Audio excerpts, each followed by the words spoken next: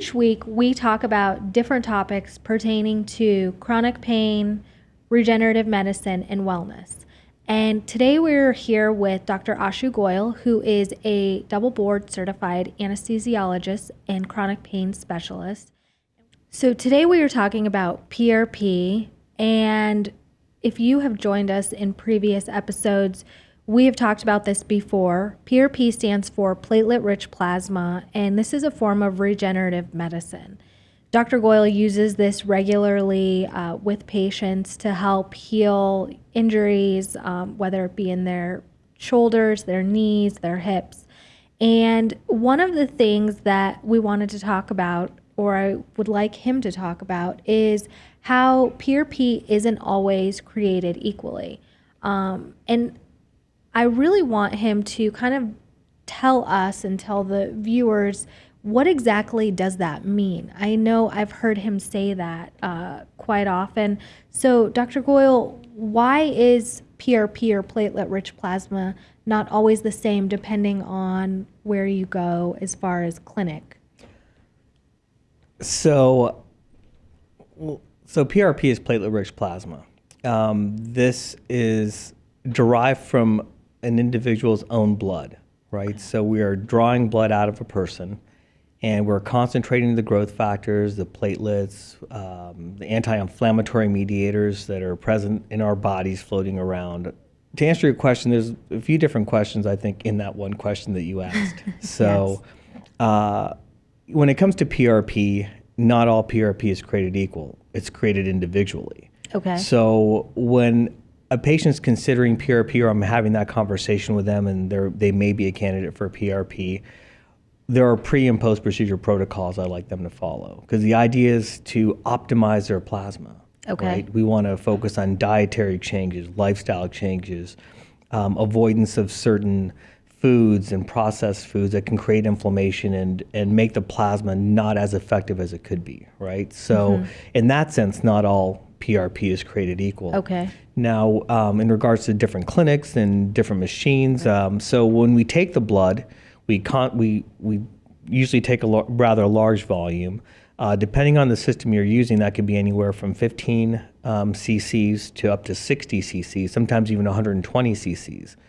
So think about it this way. Platelets are floating around in your blood. Okay. If you have a sample of this much blood, right, versus this much blood, which has more platelets. Right. So the larger the blood draw, the more platelets you have. Okay. So ideally, you want a large blood draw, a relatively large blood draw. And what is large? I mean, how much blood are you taking from typically, in my practice, 60 cc's. Okay. Sometimes up to 120, depending on what we're treating and how many areas we're treating. Okay. But the larger the volume of blood, the more platelets and the more plasma. Okay. So. And you want more platelets and more plasma because that has more of a healing property? Well, that's where the growth factors are, the anti-inflammatory factors are. Okay. So when we take the patient's blood, we spin it in a centrifuge, right? Okay. And the centrifuge is what causes the red blood cells to separate from the plasma and the platelets. Okay. So the larger the volume of blood, the more plasma that we'll have. And so the larger the volume of plasma, the more growth factors, anti-inflammatory mediators we have. So that's ideal. That's what we want. We want a large number of these anti-inflammatory chemicals, these growth factors, and these platelets. Okay. Because that's going to ideally optimize the outcome that we want, whether it's healing or whether it's anti-inflammatory effect. So with PRP, the level 1 evidence, most research has been done for osteoarthritis of the knee. So that's arthritic pain of the knee. It's been shown to be as effective as steroids.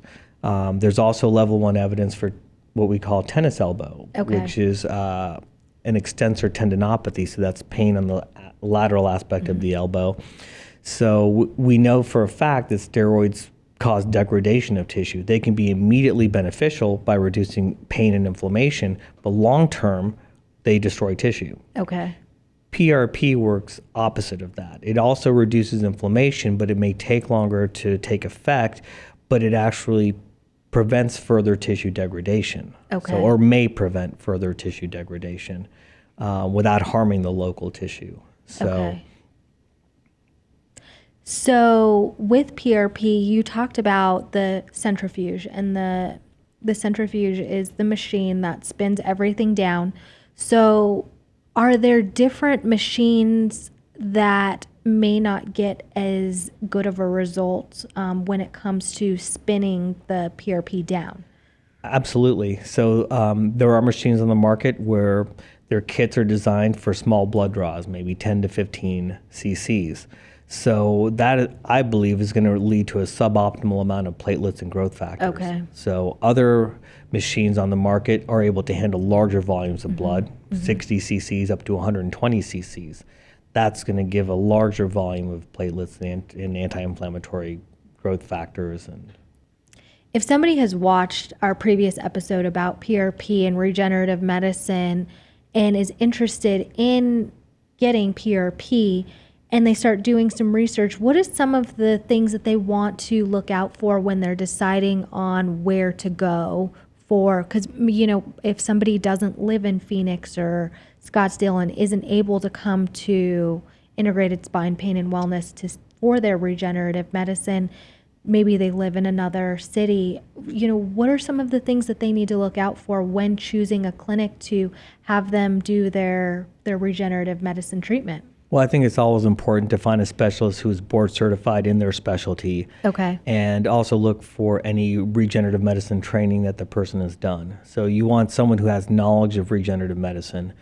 And as far as equipment, all that kind of stuff, it's, I think that patients are just going to have to do a little bit of research on their own. Okay.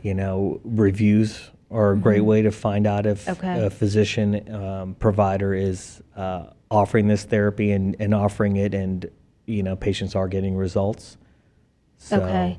So if a patient doesn't live in Phoenix or Scottsdale and isn't able to come and have their care done by you, maybe they live in another city, where can they find a provider, or how would you recommend that they search for a provider in their area that's going to provide a quality treatment?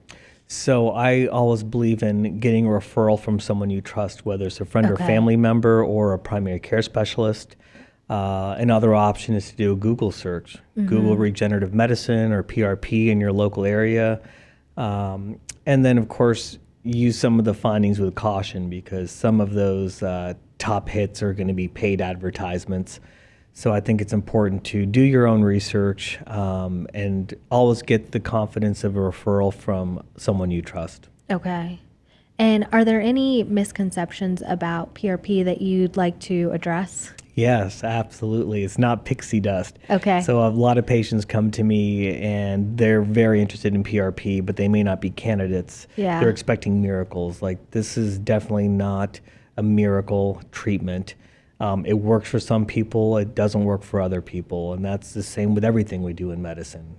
I do cortisone shots. Yeah. Cortisone works for some people, it doesn't work for other people.